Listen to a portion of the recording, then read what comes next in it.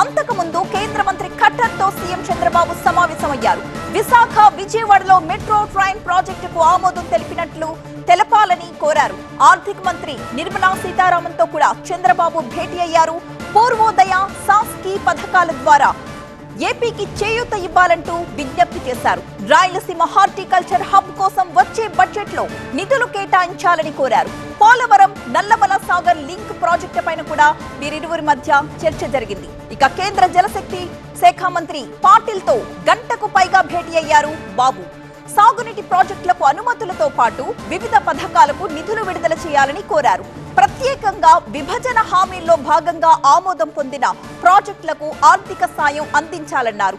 Polavaram project పనుల పురోగతిని కేంద్ర మంత్రికి వివరించారు ఆయన. రెండో దశ పనులు పూర్తి చేయడానికి అవసరమైన నిధులపై త్వరలోనే ఒక పూర్తి నివేదిక కేంద్రానికి సమర్పిస్తామని చెప్పారు. వంశధార నది వివాదాలపై ట్రిబ్యునల్ ఇచ్చిన తీర్పులు ఇంకా పూర్తి స్థాయిలో అమలు కాలేదు అన్న విషయాన్ని సైతం ఈ మీటింగ్ లో గుర్తు చేశారు. ఆల్మట్టి డ్యాం ఎత్తు పెంచాలని కర్ణాటక యోచిస్తోందన్న విషయాన్ని ప్రస్తావించారు. భూసేకరణకు కూడా సిద్ధమైన కర్ణాటకను నిలువరించాలని కోరారు బాబు. జల్ జీవన్ మిషన్ కు అదనంగా 1000 కోట్లు కేటాయించాలని విజ్ఞప్తి చేశారు.